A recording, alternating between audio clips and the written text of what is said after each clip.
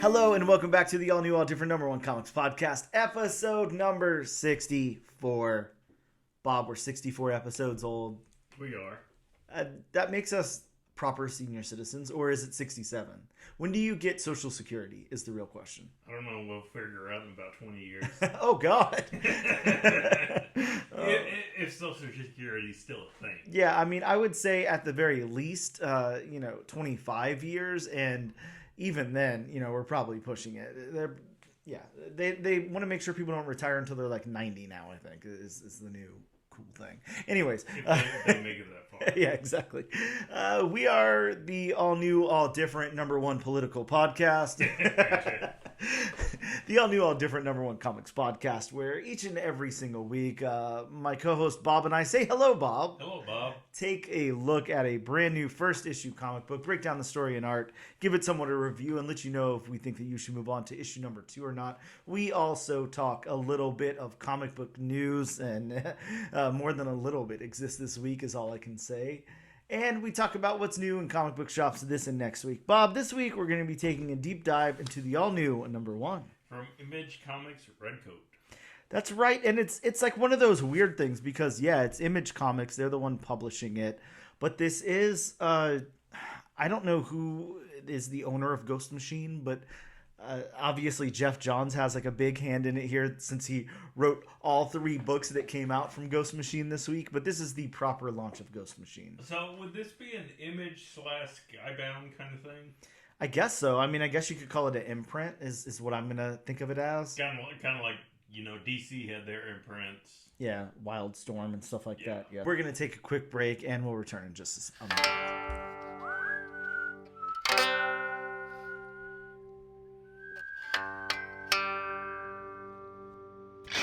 And we are back with episode number 64 of the all-new, all-different number one comics podcast.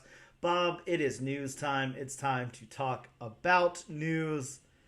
Wow. There's some news this week. There's some crazy news this week. I'm sure you know some of it. Yes. You actually sent me an article on some of it, so we'll definitely talk about that. I want to talk first about something that's, I don't know, it's not weird, but I thought that it was interesting. Are you familiar with Jim Viscardi? Do you know who that is? No, I do not. So he is... He's like the owner or whatever, the operator, I don't know what word you use, of comicbook.com. So if you're familiar with comicbook.com. I'm familiar with that, yes. Yeah, so they have a podcast, and I've listened to it for years. Like, I always listen to their podcast. I always, heard a lot from him and everything. Mm-hmm. He just quit comicbook.com to become a vice president over at over at Image Comics. Wow. So yeah, it's like basically like a marketing position or something, but but yeah, he's over at Image Comics now. So wow. Yeah, I thought that was really interesting. Apparently he's worked at Marvel before also, but I don't know exactly what his title was there. But yeah, Jim Viscardi quitting comicbook.com to be an Image Comics vice president. I think that that's so interesting because it's Image Comics. If it was anywhere else, I'd be like, okay, cool, good for him. Image Comics, though, is like, built upon being comic book creators. That was like the whole point of it and everything. That was like the punk rock movement of the early 90s or whatever. Right. Like we're gonna ditch the big two and take it into our own hands.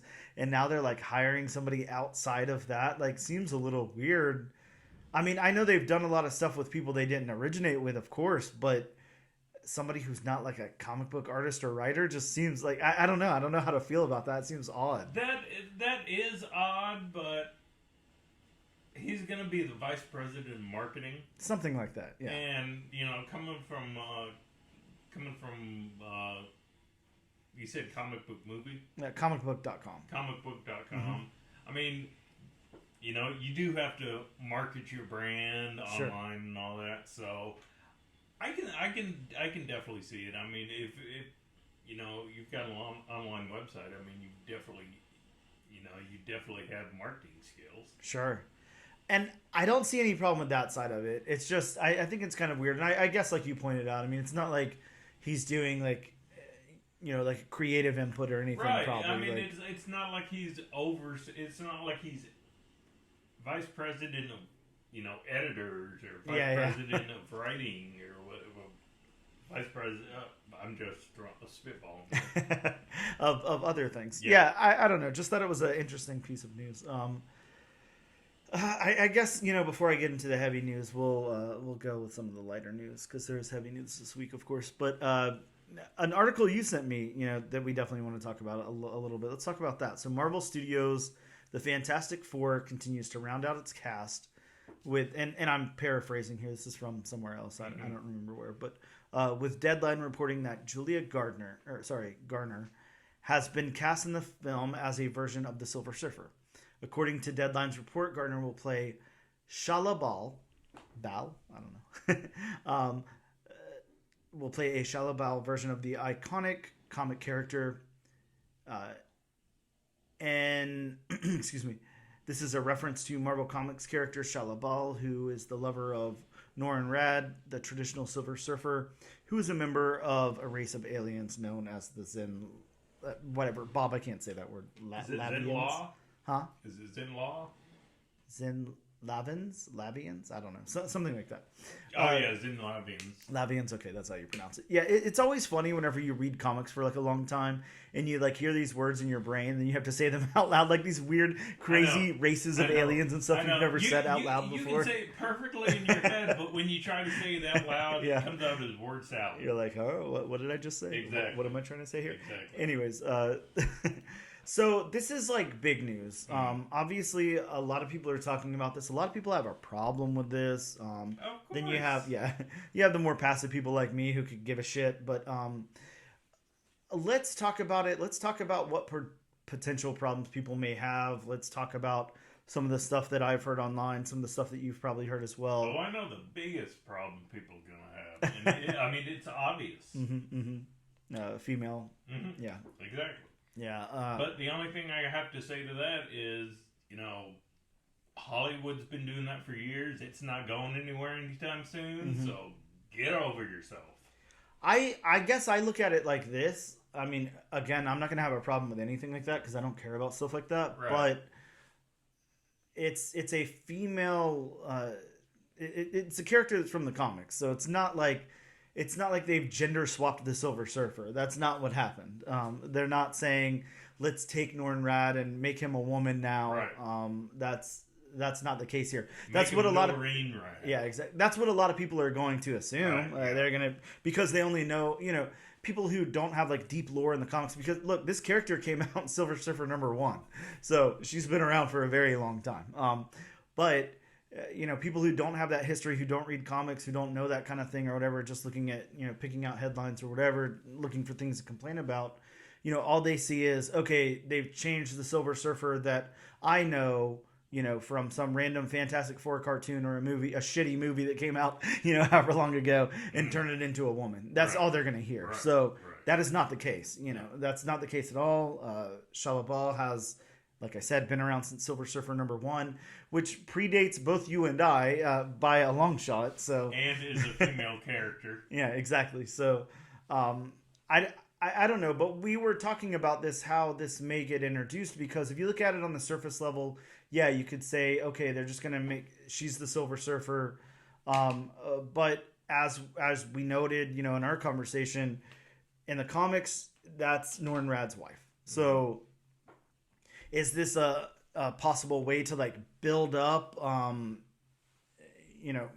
mythos of the Silver Surfer and their whole race and Norrin Radd and all of that? Are they gonna bring him in and then possibly build a movie around him or something? Like, could they be doing more with the character and trying to lay some groundwork? Yeah, they absolutely could. Could they just be saying like we don't want, like, I don't know. I mean, I have no idea what their intentions are, but like, it's so funny because I saw a video just this morning and it was like, this dude was, trying to make some big joke. Like it was like a YouTuber, or whatever. And the beginning of his video was like funeral music and he came out with flowers and he's like, well, Disney is dead. The MCU's dead, blah. And I'm like, because in your mind, they're casting the Silver Surfer as a female. That's the problem here. Like, really? Like, that's all you have going on in your life? It's that important to you? Okay. Like we both talked about, I mean, they could still have Norrin Radd. Yeah, I mean, nobody has any idea what the script is. Yeah, in a workaround, I mean, yeah, Shalla-Bal could be the Silver Surfer at 1st, but they could still have plans where Nornrad becomes the Silver Surfer at the end of the movie or somewhere down the line.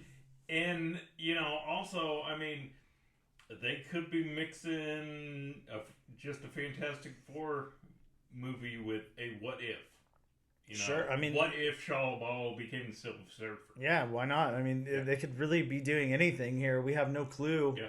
The crazy thing is, we don't know much about the movie. Of course, we all have, know the Fantastic Four, origin story and all that. And we've seen it played out on screen quite a few times. Yeah, and all of that.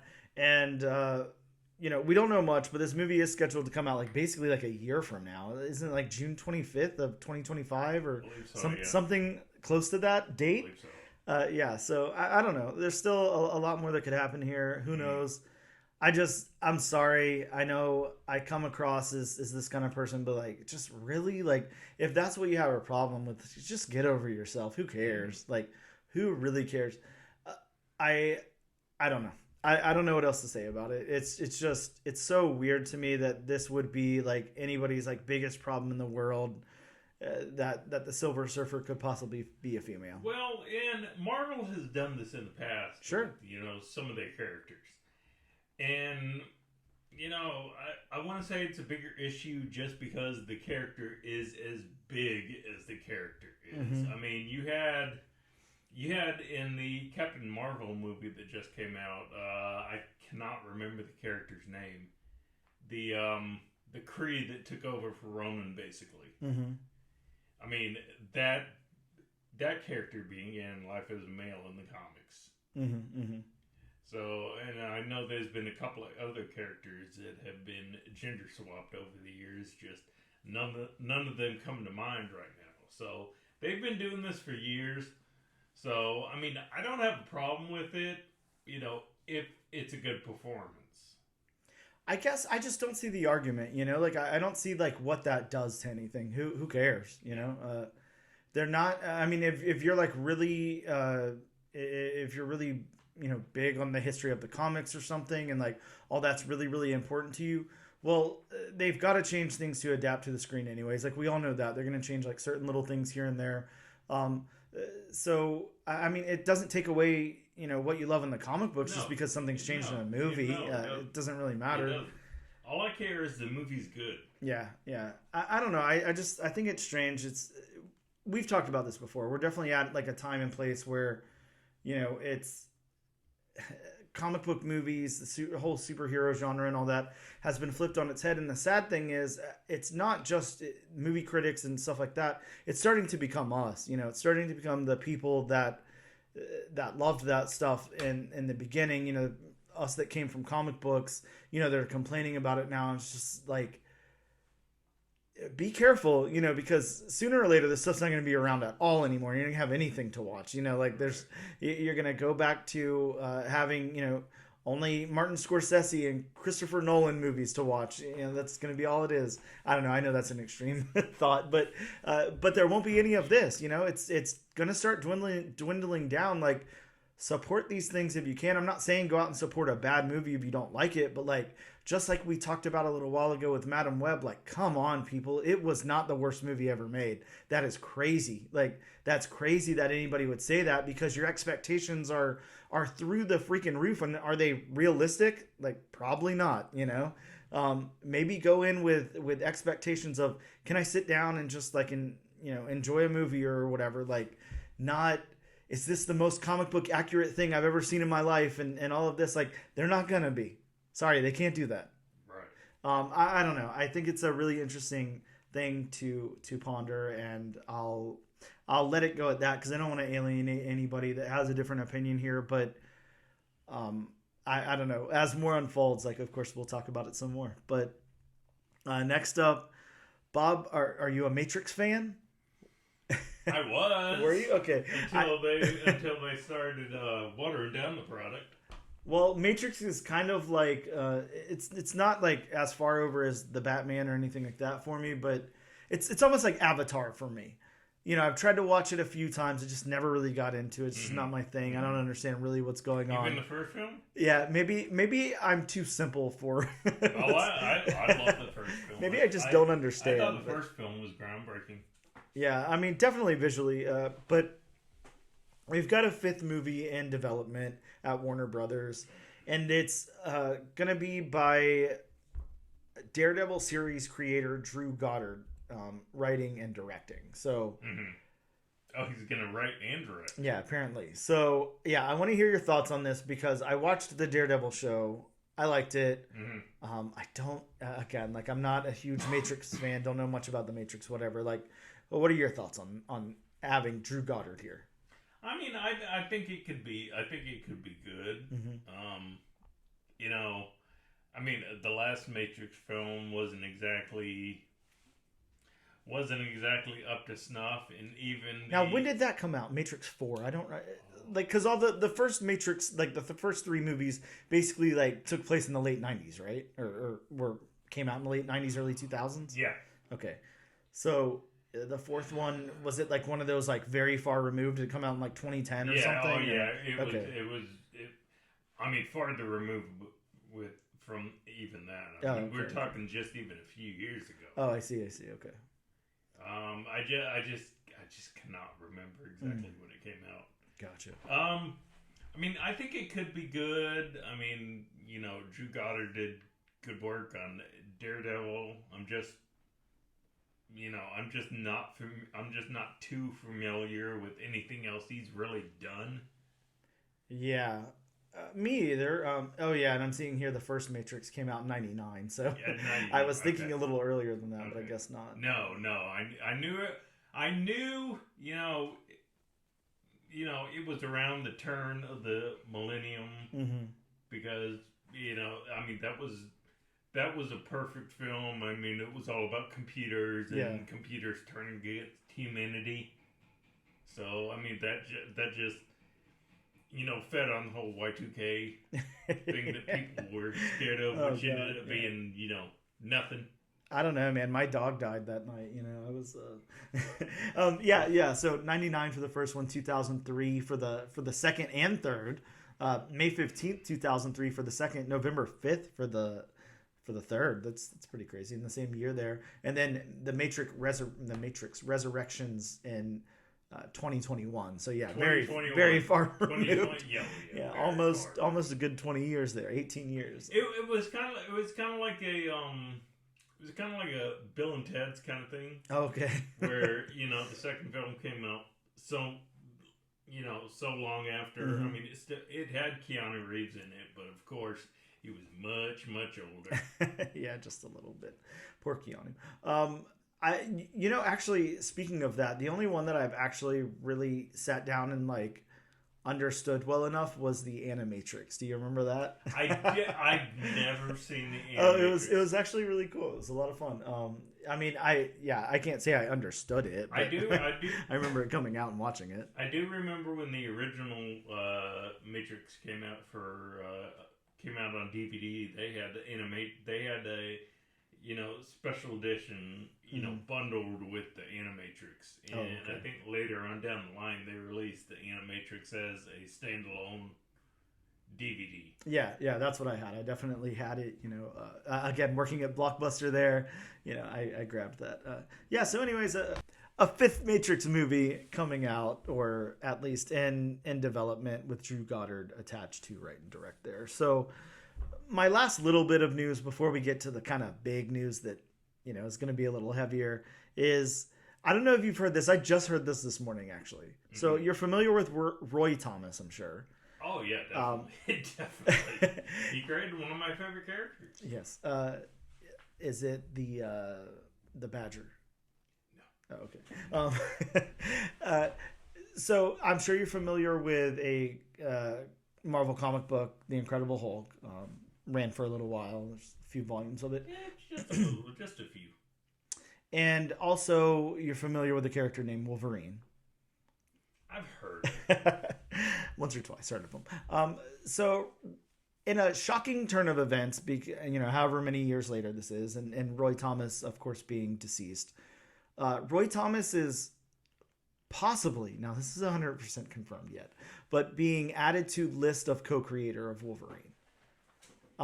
And what the reasoning for this is his widow has shared that he has documentation that he named the character, and he also created the Canadian origin backstory there for the character. So in addition to what Herb Tempe. Sal, is it Sal Buscema? Yes. Okay. Sal Buscema. Yeah. So in addition to them, Roy Thomas's name might be popping up whenever you see Wolverine stuff pretty soon. So yeah, really interesting. Kind of interesting that that's never been, addressed until now, until 2024, Year of the Dragon. But and I do want to stop you there. Sure. Oh, Roy Thomas is still alive. Really? Yes. Oh no. Okay. Yes. Well, my apologies. Yeah, my news source didn't have that information. Actually, they were calling him his widow and stuff. So, wow, very interesting. But yeah, either way, you might be seeing Roy Thomas's name attached to a list of co-creators for Wolverine coming up pretty soon, which could be cool, especially like with the Wolverine and Deadpool movie coming out. Maybe grab some royalties off of that or something.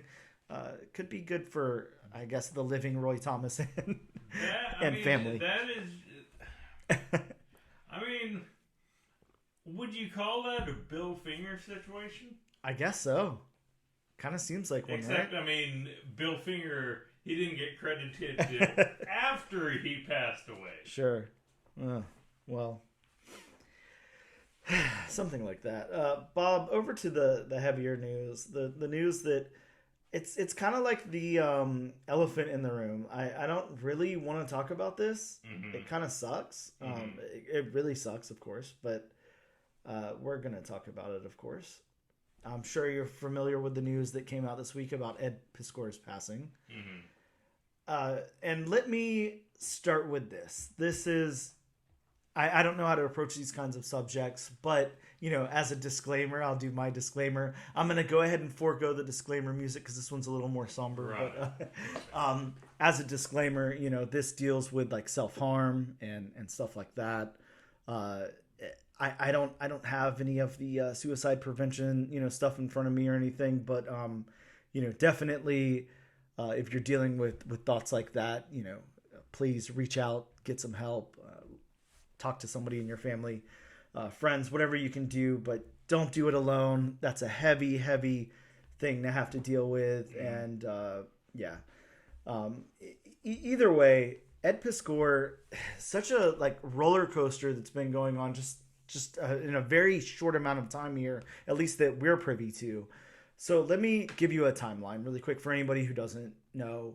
Ed Piskor, of course, is Bobby's right in between our ages. He was 41 when he passed, and he just passed April 1st, by the way. So just a few days ago. Mm-hmm. And so Ed Piskor, 41, he's been illustrating and writing comics for a little while now. Had a really popular YouTube channel where him and another creator, talked about creating comics and things like that. And Ed has done some really big things. Hip Hop Family Tree is one of his biggest credits. If you've never read that book, I think it's out from Fantagraphics, and it's it goes over the history of hip hop from its incarnation to present day, and does it. And it's really, I don't know exactly how to talk about his vibe as a cartoonist, exactly right. How his illustration is, but it's really cool. It's really unique. Really interesting stuff. So anyways, Ed Piskor have been doing that for quite a while. Some allegations came out very recently that he had been talking to a minor online, and the conversations were not okay to be talking to a minor online with for a 40-year-old guy. Yeah. So those came out. I don't know the exact context of what happened, but I think he pretty much, God, it's such a sensitive subject. I I don't know. I don't want to go into those parts of it because I don't want to speculate anything here. But either way, those allegations came out, and basically Ed came online, deleted his social media and stuff like that. His YouTube channel was down for a little while, and he said that that he was now being like bullied by like cancel culture people and stuff like this. So on, I want to say March 30th, 31st, something like that, Ed posted a note.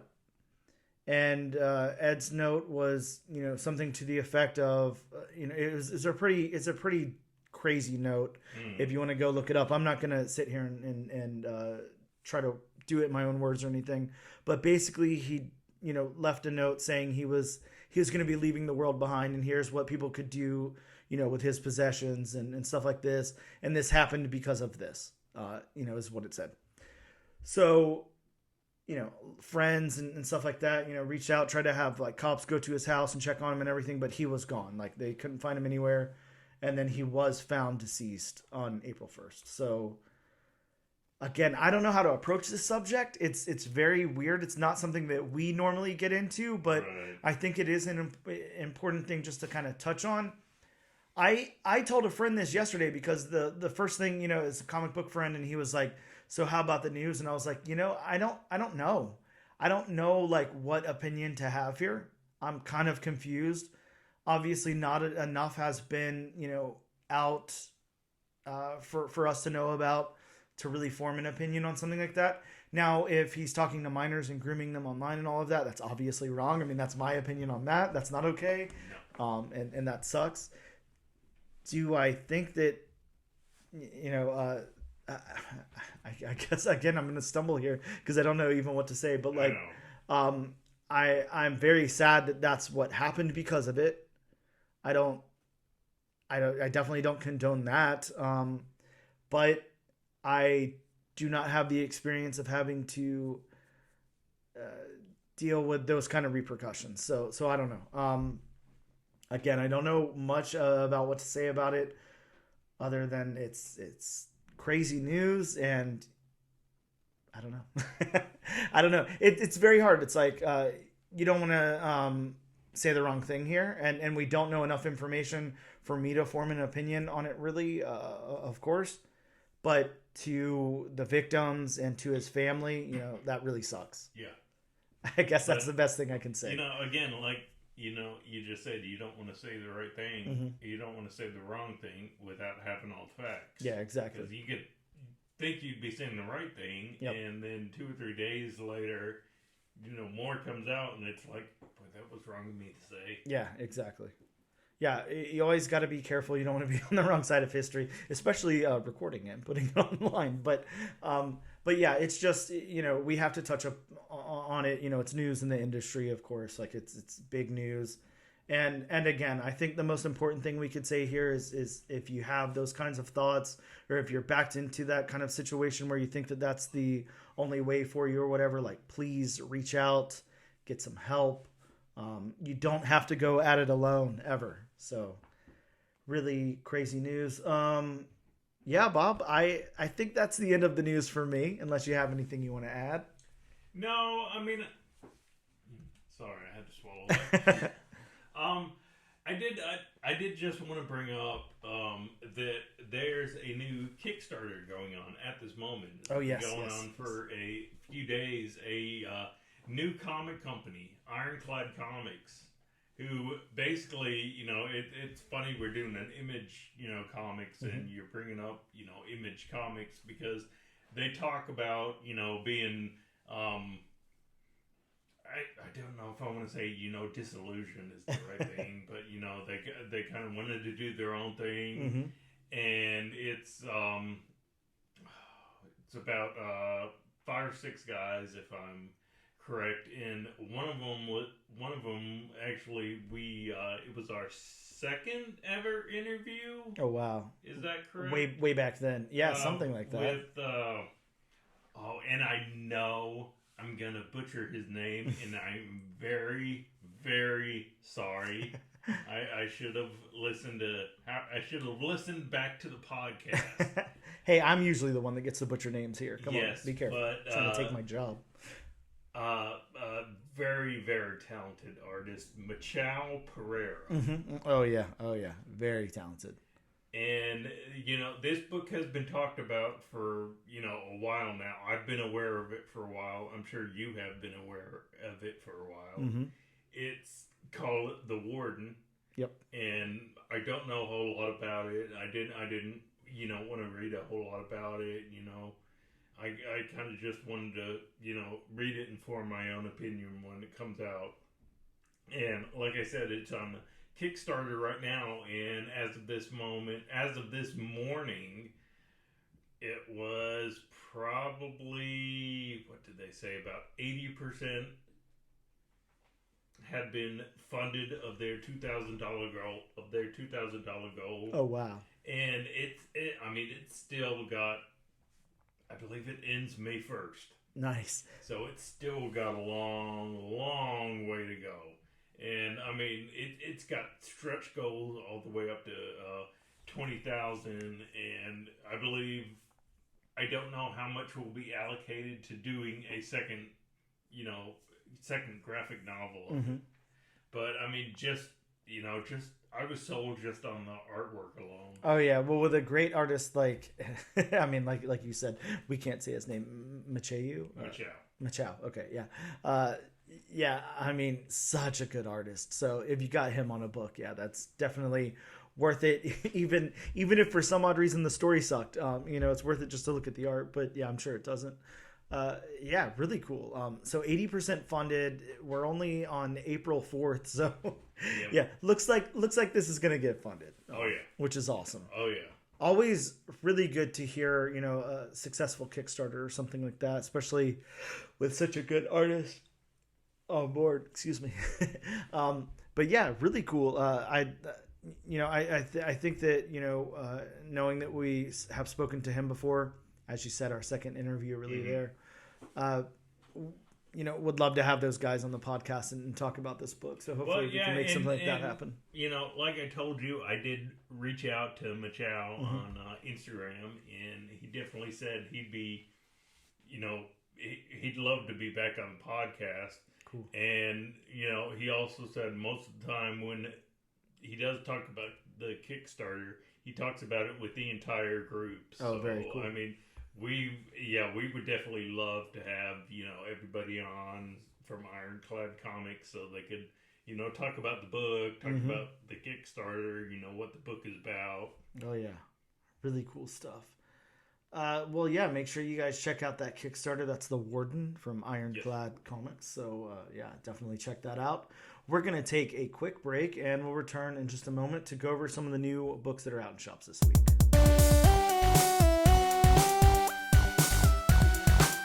And we are back with episode number 64 of the all new, all different number one comics podcast to talk to you about some new books that dropped this week in local comic book shops.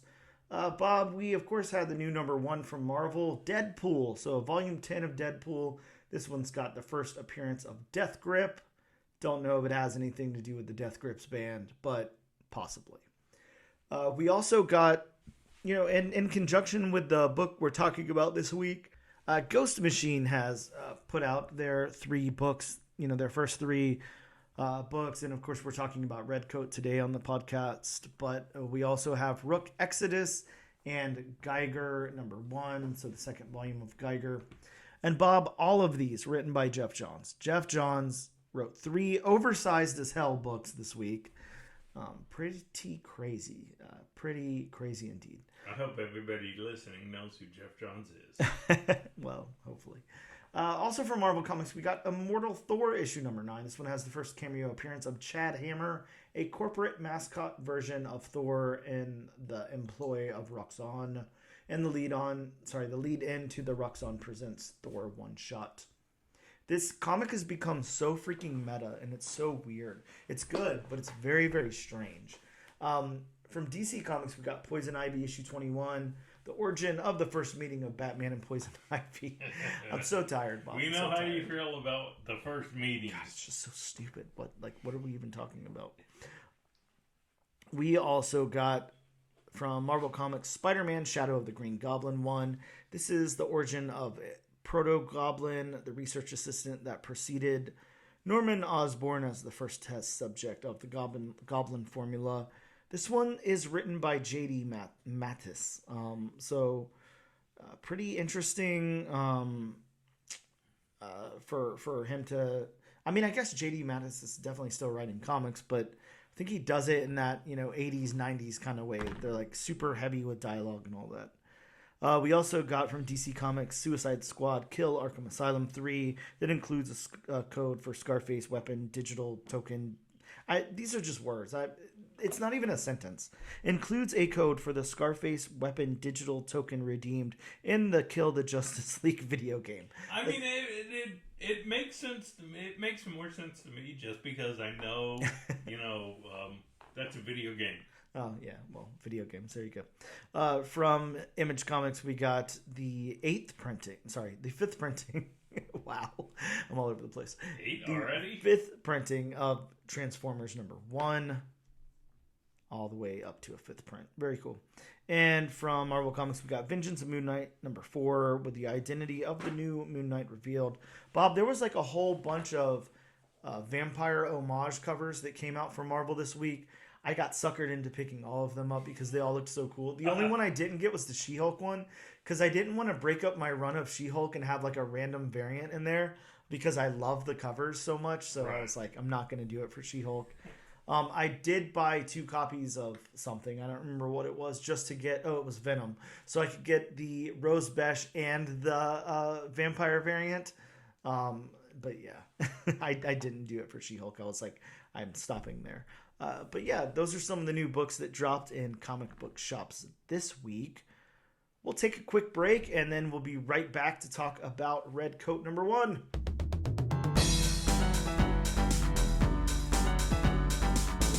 And we are back with the all-new, all-different number 1 comics podcast to talk about Redcoat. Oh, by the way, this is episode number 64, if I didn't already say that. 64 times. Just a few times. Bob, Redcoat, Here, real quick, we're going to do the synopsis from... There's nothing real quick. I know. Well, yeah, real long. We're going to do the synopsis from Image/Ghost Machine Comics. Series premiere, Immortal, Mercenary, Kind of a Tool, meets Simon Pure, the newest unnamed hero. Created by comic all-stars Geoff Johns and Bryan Hitch. British Redcoat and all-around rogue, Simon mysteriously became immortal in 1776 after a run-in with the clandestine cabal known as the Founding Fathers, which included George Washington, John Hancock, and many other prominent American Revolutionary War leaders. Since that fateful day, Simon has led a life of adventure and adversary, rubbing elbows and sometimes fists with many of history's most renowned figures, including his nemesis Benedict Arnold, Albert Einstein, Annie Oakley, and many more. One thing they all agree on, they never want to see him again. But what are the true origins and the extent of Simon's power and the mysterious organization behind them? And how has it secretly shaped America and the world? Simon's on a quest to find out. Don't miss this new entry in the exciting Ghost Machine rollout. And it's 34 pages of story for only $3.99. So that is the synopsis from Ghost Machine there. So let's talk about the creators then. Geoff Johns, Bob, you ever heard of him? Vaguely familiar. He's a comic book writer, former DC Comics president and chief creative officer, New York Times best-selling author, and the CEO of Mad Ghost Productions. Geoff Johns has left his mark on the comic book industry by renewing interest and revitalizing some of DC's biggest franchises, such as Green Lantern, The Flash, Justice Society of America, and Bob's favorite comic of all time, Aquaman. Geoff has definitely done some things, the aforementioned Green Lantern, Justice Society of America, Justice League, The Flash, Teen Titans 52, Action Comics, Aquaman. He's worked on the Avengers, one of Bob's real favorite comics. Booster Gold, Doomsday Clock, Shazam. I don't know. The guy's done a billion things. If I sat here and listed off everything Geoff Johns has done, we'd be here for a while. Yeah, we'd really be here a long time. So we're not going to do that. But let's talk about the artist Bryan Hitch. Bryan Hitch is a British comic book artist that's known for working on titles like The Ultimates, Captain America, and Fantastic Four. The guy's done a whole bunch of stuff. Venom, Justice League, The Ultimates, Ultimates 2, Fantastic Four, Justice League of America, The Authority, Aquaman, Batman's Grave, The Sensational She-Hulk, Death's Head, Wolverine, The Best There Is, Age of Ultron, Stormwatch, Wonder Woman, Victory, Superman, Overkill, America's Got Powers, Ultimate Invasion, blah, blah, blah. I could go on, but I won't. Just like Geoff Johns would be here for a while. Yeah, for a little while. Also, we have colorist Brad Anderson and letterer Rob Lee.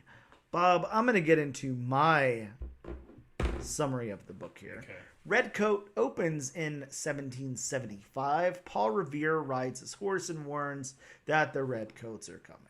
He's then attacked by the British until all of a sudden a horde of fireflies comes and attacks them and eats all of their flesh off. Wow, in a stunning turn of events, that's what happens. Very nice visual, actually. Right?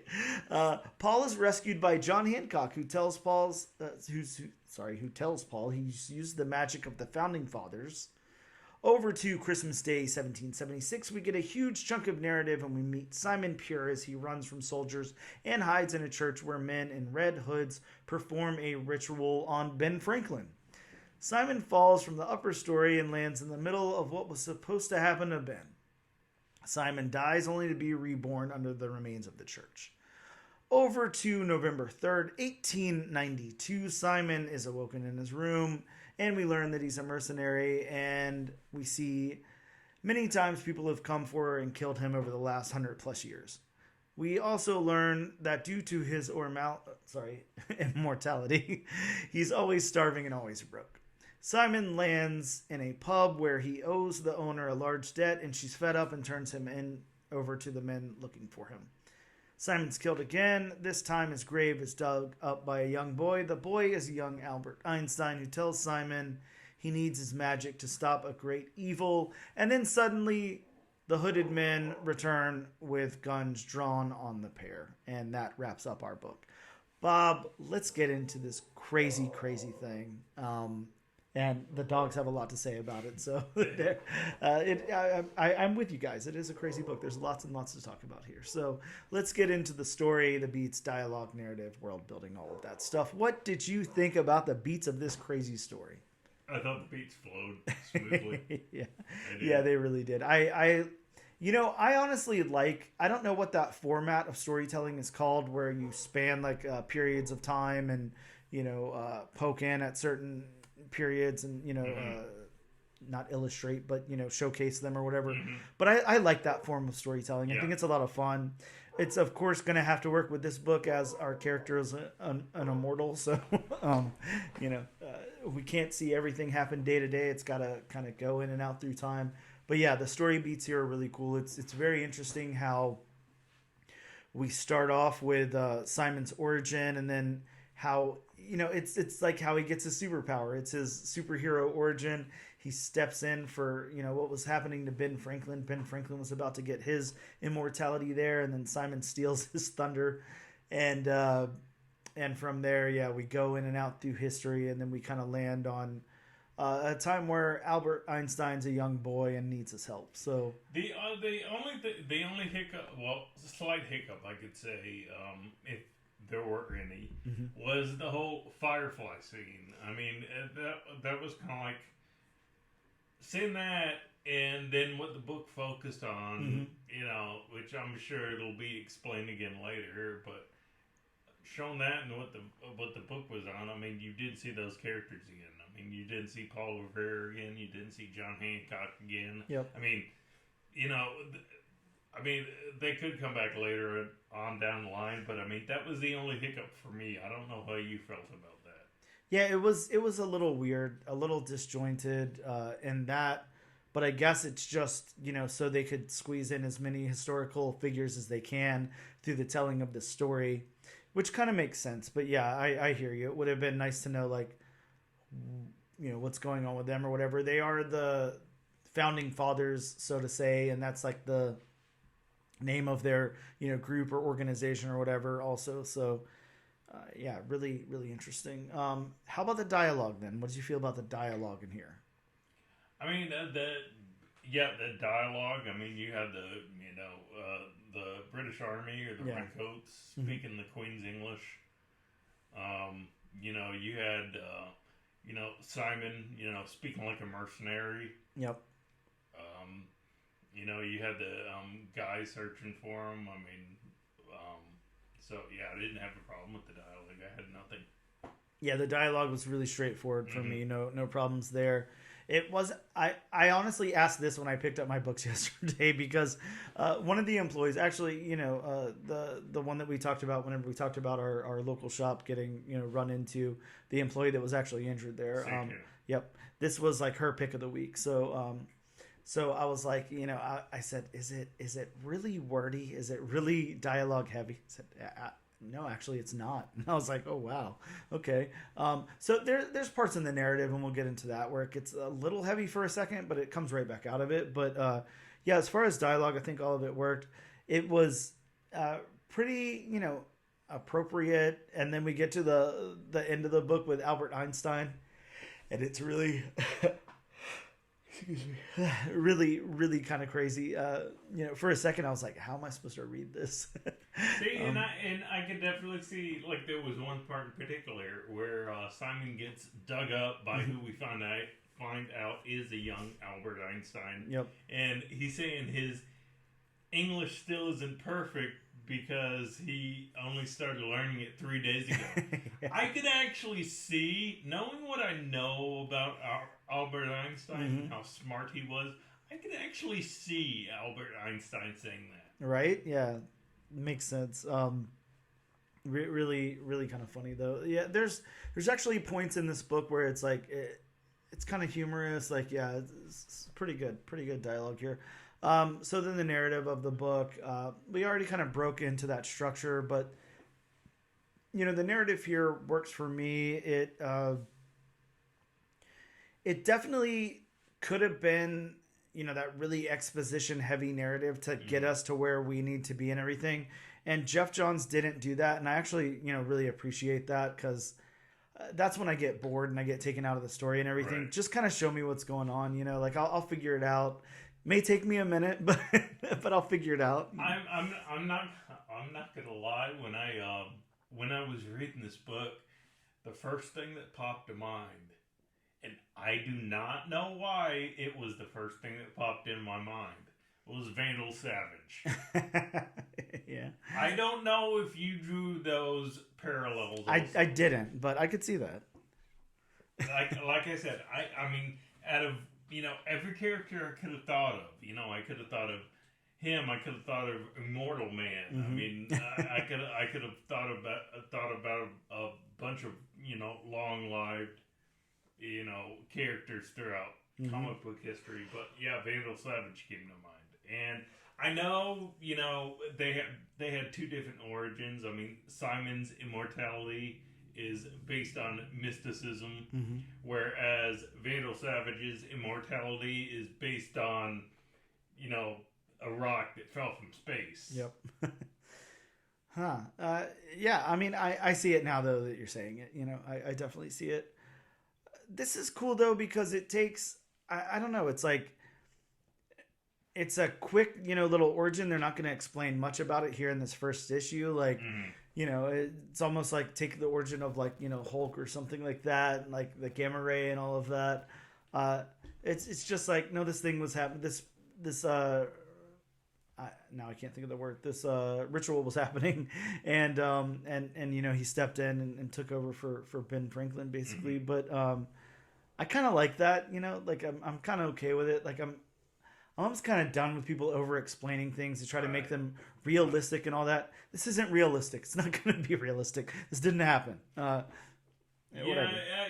I am. I'm glad they didn't take, when it first happened, I'm glad they didn't take too much time on it and dedicate like a couple of pages to what was happening and all that. It's kind of like, he gets hit with the mystical power, and it does show for a few panels, but it doesn't focus on that.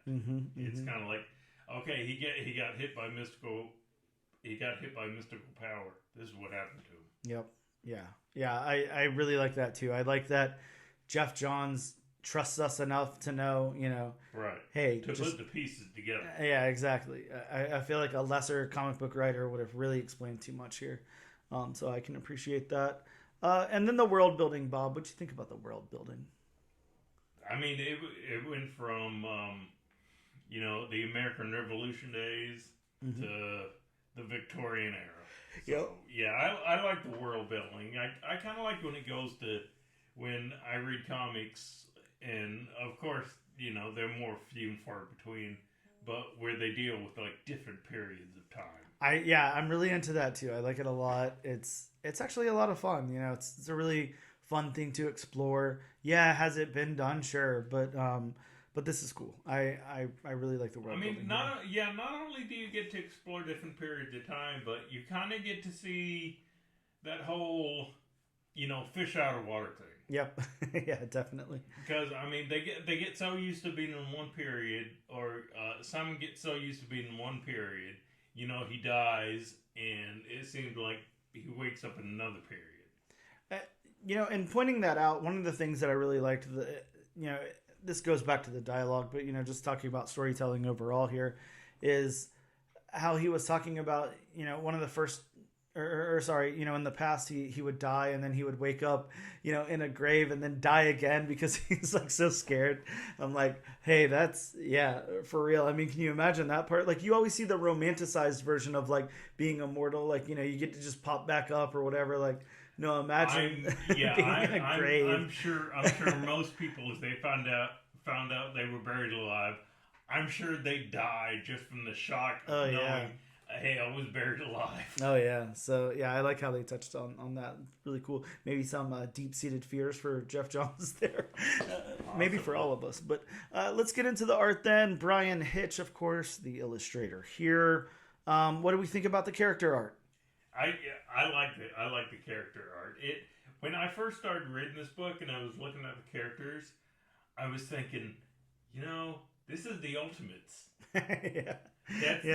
True. I mean, that's the exact place my mind went, because the Ultimates, I mean, that was pretty much what got me back into comics. And I mean, I cracked this book open and I'm like, this is a character from the Ultimates. Yep. Yeah, it works really well with the story. I can't imagine like any other style of art to go along with this. This is like really kind of perfect for this, like kind of what it needed to be. The characters look great, and this is a very character-focused book. Yeah. We're, going to have time-appropriate backgrounds and everything. There's some cool scenery, like the church and the ritual and everything going on. But as far as, what really shines in the book is the characters. So I think that Bryan Hitch was a great match for Geoff Johns in this book. Definitely really good character work. How about the backgrounds, Bob? I'm sure, without even opening the book again here, that it passes your background test. But as we know, we should, at least take a look, double check here. Oh yeah, I think this far exceeds. And again, speaking of the Ultimates, I mean, I'm definitely aware of Bryan Hitch's artwork, and I know he does really great detailed backgrounds. Yeah, Bryan Hitch is like a master here. I love this panel we have open here where it's kind of the church in the woods and there's all these bare trees around and the branches just extend to infinity. Like, it's so cool looking. Yeah, it's really good. There's some really good artwork in here. Of course, we get back to like kind of like the rafters and the ceiling and everything, and they're very detailed. You can see like a lot of detail in the wood and all of that. And then we get to this full double page spread here of Benjamin Franklin laying down, about to go through that ritual to get his superpowers and everything. Yeah, I mean, you can basically you can see all the individual muscles in Ben Franklin. Yeah, exactly. This is really cool. There's a lot of cool stuff going on here. One of the things I wanted to to ask about. Bob, are you familiar with that symbol? And what I'm saying is there's like a little carpet in the room here, and it's got like some kind of like Masonic symbol or whatever. It kind of looks like. I was gonna say it does look. It does look. It reminds me of the Freemason symbol. Yeah, it looks a lot like it. I mean, more, it's not the exact one, but stylized, because I mean, they're the founding fathers. I mean, I'm sure they have their own symbol, but I mean, it definitely reminds me, and it's Freemason reminiscent. Mm-hmm. Yeah, very, very interesting. How about the locations? We kind of go to some locations here. We go to a few different locations. Yeah, I think the locations really work. It's very. I don't even know what I would say about them. Just this is like not a globe-trotting adventure, of course. Because we're in the America, or we're in the United States. Adventure. But yeah, the locations really work. Like whenever we get into the little pub, and a lot of outdoor locations that are reminding me of movies or TV shows that I've seen like set in this time period. Like, I mean, yeah, we basically stay in a certain geographical area, but it's just shown in different time periods. Yeah, exactly. Yeah, this is which I like. It's one of those like where you see the memes with like a then photo and then a now photo. Yeah, really cool stuff. I'm digging this. This is done really well. Mm-hmm. So then, last thing, how about Brad Anderson's colors on the book? Got any thoughts there? Again, it reminds me of reading the Ultimates. It really does. I don't know if he worked on that book. Yeah, I'm not too sure. I didn't look up his credits, but no, it doesn't look like. Doesn't look. Well, I guess he's done a lot of things, actually. Who knows? The guy's done a lot. Mainly action and detective. A lot of DC work. But I mean, I can definitely see the detective tones. Mm-hmm. Mm-hmm. And I could actually see, I guess, tones for Batman can kind of work for Superman. Yeah, sure. So I mean, yeah, I definitely like them. They're not totally, like pop out in your face vibrant, but time spanning book like this about an immortal character, I think you don't need those bright, vibrant tones. Sure, yeah.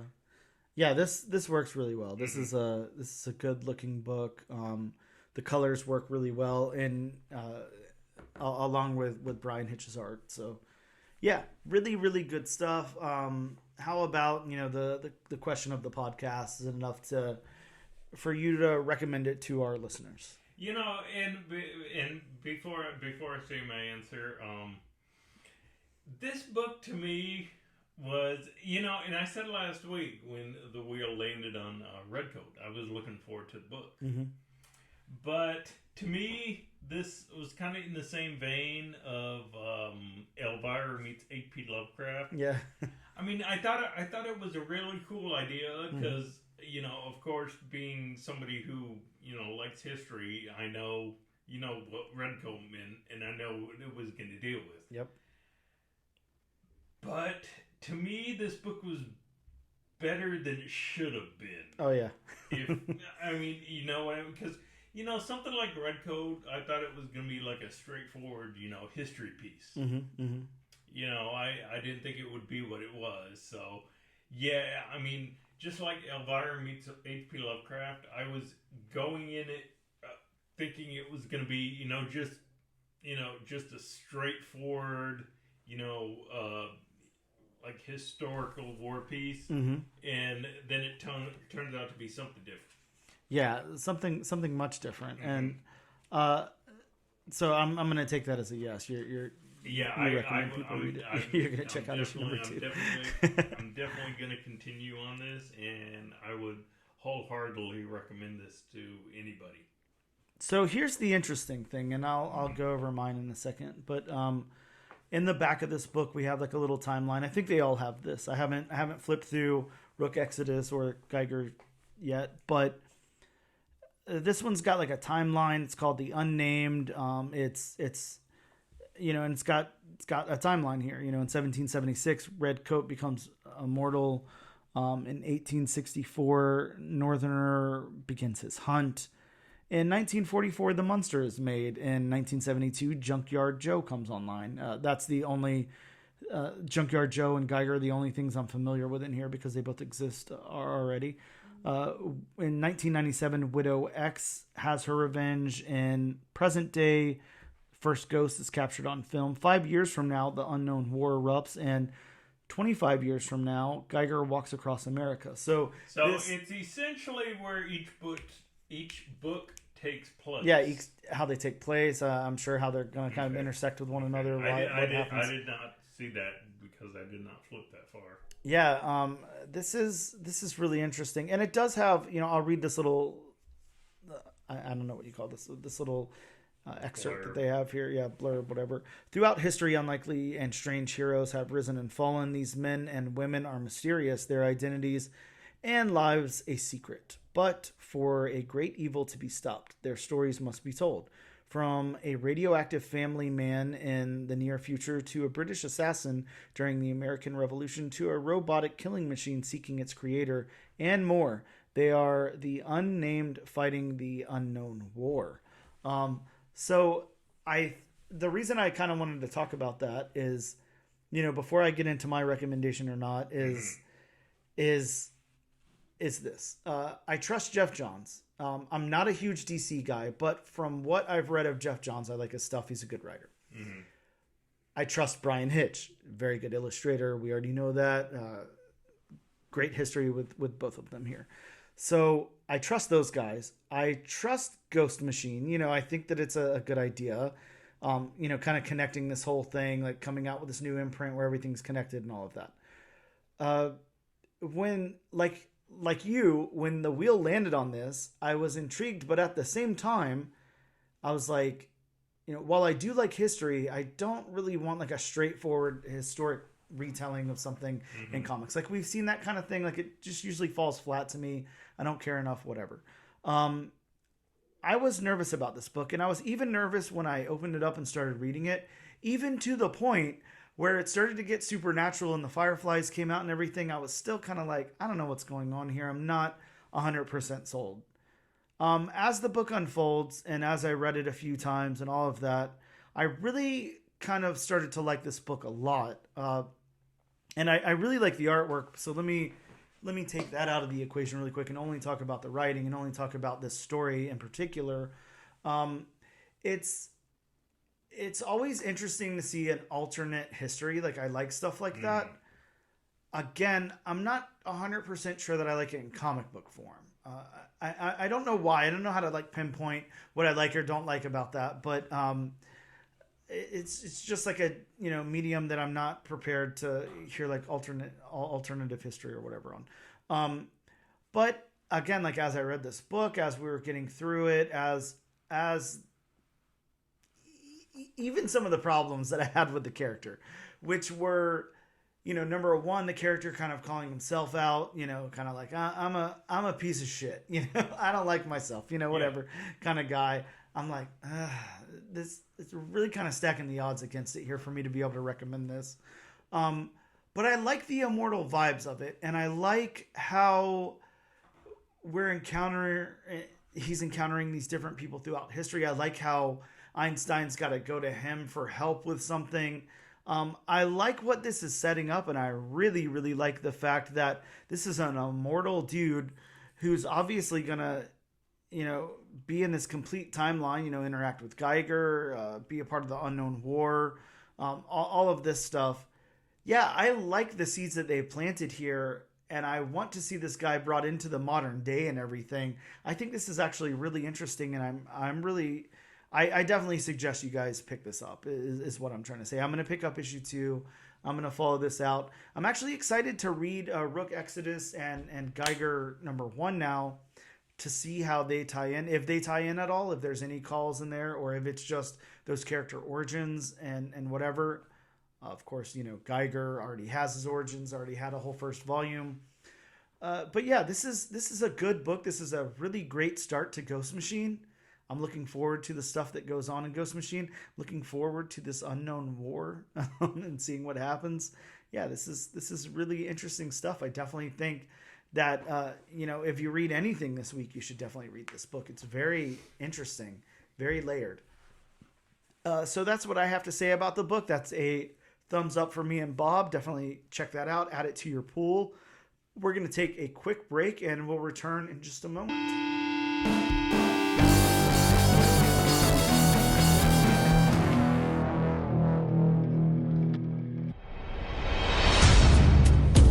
A battle for humanity's future is being waged on American soil right now. The cannabis plant has been used by humans for thousands of years, and yet it is still severely criminalized in much of the world. But the world is changing. Yay! In the U.S., 37 states have legalized cannabis for medical purposes, and 18 have done so for recreational use by adults. In Illinois, legalized cannabis has spurred an explosion of new businesses and products, all bringing in a massive stream of newly created revenue that other states are eager to match. Yet federally, cannabis faces much of the same resistance of the 1900s. How did marijuana get such a bad reputation? Why is it still so federally restricted? How are smoking and vaping different? How many edibles are too many? Which companies are coming out with the best new products? And who benefits from keeping Mary Jane in the dark? These are the types of questions we'll attempt to answer on the Cannabis Man podcast. A thorough look at all things cannabis, from its history to its explosion in states that have legalized it. So look out for the Cannabis Man podcast, coming soon wherever you get your podcasts. And we are back with episode number 64 of the all new, all different #1 comics podcast. Bob, let's talk about some books that are dropping next week in local comic book shops. But before we do that, it's disclaimer time. Hey kids, it's disclaimer time. All you kids, it's disclaimer time with Bob. I like how you keep adding lyrics to it. I got to make a full-fledged song sooner or later, right? I was going to say, somebody please make a jingle. But as I always say, these are just a few of the comics that are coming out next week. If you want a more in-depth list of what's coming out next week, please consult elsewhere. Call your local comic shop. Dan's favorite Harry Potter owl, send him a message, smoke signal, whatever. Yeah. If you can get a Harry Potter owl to go to your local comic book shop, I seriously 100% think that they will tell you the synopsis of every book that's coming out. If they don't, give me their address, because I'd be impressed if a Harry Potter owl came to my comic book shop and asked me for each title that was coming out. As a comic shop owner, what would you do if you just saw a random white owl show up in your shop and just stand there? I don't know, honestly. I'd be pretty damn stoked. Yeah, good question. I guess only time will tell. Yeah.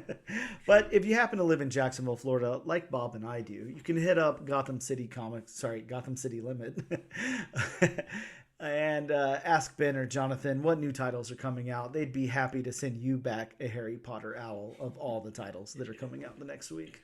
You really want that Harry Potter owl? I sure as hell do. So, first up on the list from Marvel Comics, we have Ultimate X-Men #2. Yeah, I'm really excited about this one. That Ultimate X-Men #1 was really fun. A really, really different take on Ultimate X-Men. And this one will have the first full appearance of May Storm. I'm excited to check this one out. I'm guessing you'll be picking that up because it's a Peach Momoko cover. Oh, yeah, definitely. Well, Peach Momoko cover, writing, illustration, everything. Oh, yeah, that's right. She does do the writing for it. Yep, it's all on her. So, second up from Image, we have Rat City #1. Bob, this one's written by friend of the show, Erica Schultz. And let me point out, speaking of Erica Schultz, Erica Schultz just opened a shop the other day. I don't have the URL in front of me. It's a little too complicated, but it's like KO-Phi is the name of the shop or something like that. And she's a seller on there. But she's doing these like cool little bracelets. Bob, they're like the coolest little bracelets, and they're like $4 a piece. I bought 3 of them last night. Yeah, so I was really kind of stoked on it.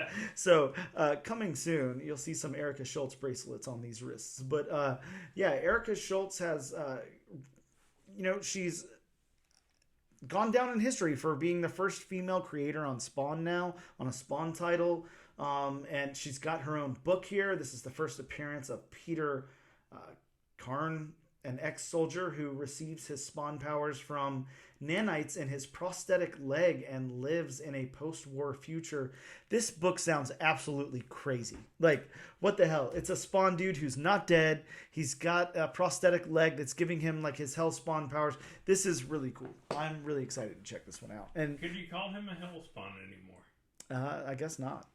Just a Spawn, I guess. Is he even a Spawn? I don't know. Yeah, this is cool, and knowing that Erica Schultz is the one writing it makes me really excited. So I'm excited to check this one out. So you could technically say Spawn to Spawn. Yeah, pretty much. That's a mouthful. Sticking with DC, we have Sinister Sons number 3. Bob, the first appearance of Spaceman Joe. I don't know. Whatever. I'm guessing he's a spaceman and his name is Joe. Maybe. We have Action Comics number 1064. Yes, the volume that won't die. That's right. They're only... Look, see, we're catching up. They're on 1064. We're on 64. We're only 1,000 behind. Episodes behind. Yeah, hey. Sooner or later, we'll be there, Bob. Don't worry. This one introduces the House of Brainiac story, part 1, and an introduction of an army of... something. Zarnians. There you go. Lobo's race. Yes. It's cute because he started out, he killed all the Zarnians, and then, there's an army of Zarnians. So, yeah, Lobo's had a lot of retconning over the years. Yeah, well, it's Lobo. What do you expect? This is true. Finally, from Marvel, we have Volume 4 of Edge of Spider-Verse number 3. This one's got the first appearance of Star Spider. So we have Star Spider and we have Spaceman Joe. Oh yeah, lots of fun, weird things happening this week for all you guys. And speaking of fun things happening this week, Bob, brought to you by the lovely wheelofnames.com. Still not sponsored by, but coming soon. Don't worry. We've got 3 books on the list here that are contenders for us to cover next week. On the list we have Rat City, Uncanny Valley, and Monsters Are My Business, all number 1s, all coming out next week. And let me point out, all number 1s from independent publishers. No big 2 in here. They've got no new number 1s coming out next week. For us? Yeah, I think so. I mean, maybe it's happened before, but it doesn't happen often if it has. So I'm going to spin the wheel here, and we're going to see where it lands. Bob, any predictions? Anywhere you want it to land? What are we covering next week? I kind of want Rat City. Bob, it looks like we are covering. We're covering Uncanny Valley. Okay. So another Tony Flex book. Okay. We're back on the Tony Flex train. Yeah, I'm with you. Rat City would have been a great get. I'm still definitely picking up my copy and reading it, but yeah, but I mean, there's nothing wrong with the Tony Flex book. No, absolutely not. So that's what we'll be covering next week. But until then, thank you guys so much for checking us out. As always, check us out on social media. You can hit us up on Instagram at ANAD_1 Comics Podcast, on X at ANADNO Comic Pod, and on TikTok at ANAD1 Comics Pod. You can check us out on YouTube under the Comic Book channel as well. This and every single week, we like to do a giveaway where we give away a copy of the book that we just covered. All you got to do is use our hashtag #AllNewAllDifferentNation on social media post of your choice to be entered in the giveaway, and Bob will gladly pay for your postage. Thank you guys so much for tuning in. We'll see you for episode number 65. Number 65 is alive!